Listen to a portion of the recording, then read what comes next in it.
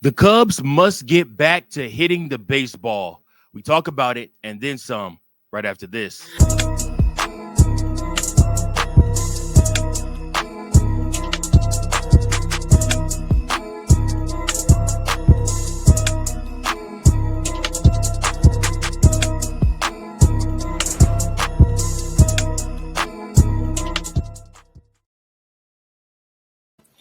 Welcome in, everybody. Welcome to another episode of Chicago Cubs Central, your number one spot for all things Chicago Cubs. Listen, I'm your host, Mike Jones. Thank you to all of you, all of the brand new subscribers that we have. The page is back. The channel on YouTube is back growing. Shout out to all of you that are also watching and viewing on Spotify and on Apple. I thank you guys so much. Cannot tell you how much it means to me that you take time out of your busy day to watch the content that we make. So listen, it means a lot. Appreciate each and every last one of you guys. And again, this channel is steadily growing. And we're trying to put out the best content possible, man. Like I said, so thank you each and every last one of you. So please remember to share with a friend or a family member. Let them know if they're a Chicago Cubs fan that this is your number one spot for all things Chicago Cubs. And you can also be a part of the show. How can you be a part of the show? By leaving me a voicemail at 217-816-5498. Or you can write me at cubsbaseball1992@gmail.com. Listen, I want to hear all of your thoughts, all of the things that you think about our team, the Chicago Cubs. The Chicago Cubs, however, need to get back to hitting the baseball. They need to get back to driving the baseball. They need to get some slug back going for them. And it's imperative that they do so as soon as possible because the easy stretch is about to end. Once we get done with the Washington Nationals, once we get done with the Washington Nationals, we then begin playing against teams with great slug, that being the likes of the Detroit Tigers, who have one of the best records in the MLB. And then we will go ahead and go up against the Brewers and the Pirates and the Phillies. So like I said, it's about to get tough for the Chicago Cubs again. And this leads me to my thought today. So first and foremost, Chicago Cubs did lose their game earlier today. They had a 1:20 start time going up against those Cincinnati Reds. The Cincinnati Reds are 29-29. They improved to that record by beating the Chicago Cubs. The Chicago Cubs dropped to 35-22 on the season. And again, a lot of people aren't making a big to-do about the Chicago Cubs losing this game to the Cincinnati Reds. And again, I hear you. It is just one game. And I'm not going to sit here and pump up the fact that they lost this game and that all the season's over. The Chicago Cubs lost the game. They did not win a series opener. Oh, man. What I want to tell you is I'm seeing a trend within the last past, how do I say, maybe 4 to 5 to 6 to 7 games of the team trending downward in the aspect of hitting. And that for me is a warning sign for the Chicago Cubs. I mean, like I said, we need to, our last big game where we blew a team out was the week before where we were in Cincinnati and we came back and blew out the Cincinnati Reds. But past then, I feel like the Chicago Cubs have found themselves struggling to knock the cover off the ball, to hit home runs like they can, and to be this scoring threat that we know them to be, or have come to know them to be this season. And that's hard. That's hard on a team. And it's especially hard when your pitcher is unable to do what he needs to do. Honestly, guys, Collin Rea has come back down to earth. Over his last 3 starts, Collin Rea has come back down to earth. It has not been the greatest pitching. People have been seeing the ball well off of him, hitting the ball hard, hitting into gaps, finding green, and like I said, and the home run ball. And again, Collin Rea is not a velocity guy. So what you want to see from him is movement. You want to see movement on pitches. You need to see his pitches have movement, be able to fool hitters, be able to hit his spots in the strike zone. He has to have command of the strike zone. And the ump that was umping in today's game had an expanded strike zone from the jump. And I don't feel like Collin Rea actually took advantage of that strike zone. I feel like he struggled to figure out what he needed to do. In this game, all 6 runs were earned by Collin Rea. After that, the bullpen took over. Reds never scored again. Like I said, but Collin Rea is now 3-2 after this loss. Abbott, which he was stellar in today's game. He is 5-0 on the season. Like I said, Friedel homered off of him. Stevenson homered off of him, and then Fraley homered off of him. And like I said, the Chicago Cubs were poised to make a little bit of a comeback. They could have tied it up, or at least got to under 1 run.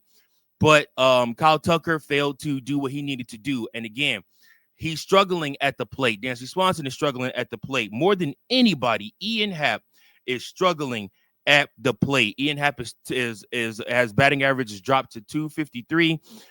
He was 0 for 3 today. And again, like I said, Kyle Tucker went 0 for 3.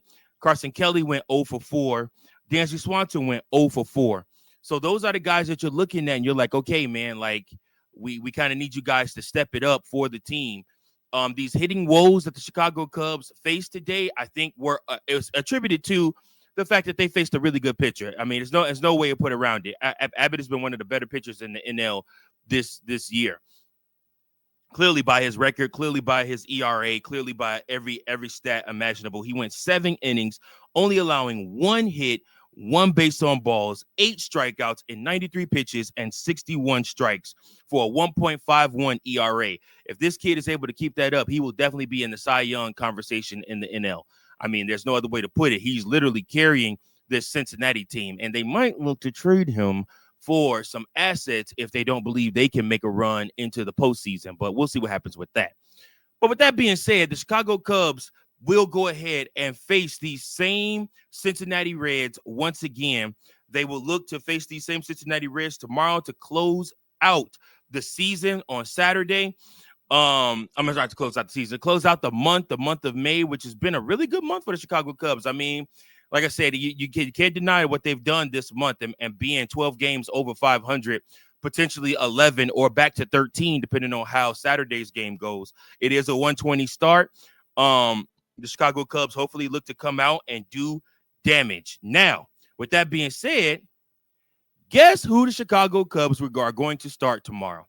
It will not be Ben Brown. That's right. The big major story coming out today after the game was not that the Chicago Cubs dropped this game or lost this game. It is that Ben Brown will actually be coming out of the bullpen.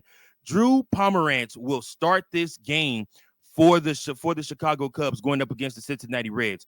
Drew Pomeranz is 2-0 with a 0.00 ERA, a whip of 0.55 in 12.2 innings pitched.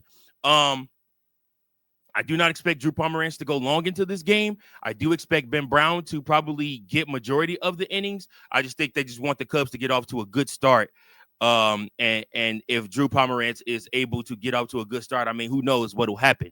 But again, the Chicago Cubs have to be aggressive swinging. Like the Cincinnati Reds, every single game we've played them, they have been aggressive, taking aggressive swings. I mean, if they strike out, if they fly out, so be it. But more often than not, they're hitting home runs. And I just feel like too often I'm seeing the Cubs try to, rest on their laurels and wait until the end of the game to try to make a comeback instead of coming out swinging and doing what they need to do. Now, there's a difference between coming out swinging at good pitches and swinging at crap. Certain guys swing at good pitches. Certain guys swing at crap. And like I said, I'm finding that, Dansby, Ian, and PCA, for that matter, have been swinging that crap. I think Kyle Tucker is very sly, and I just don't think Seiya Suzuki swings enough. He just doesn't swing enough. He takes way too many strikes. So, I mean, the Chicago Cubs got things to figure out, man. Like I said, we are all excited about this team. We know that they have playoff potential, playoff hopes.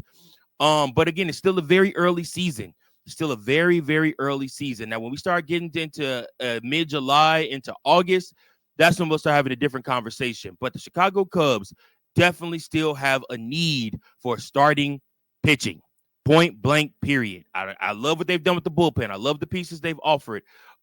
Genesis Cabrera came in today through a shutout inning for the Chicago Cubs. Like I said, did not give up one single run. Had command of strike zone for the most part, and looked great. He looked solid, man. Like I said, so that's a great sign.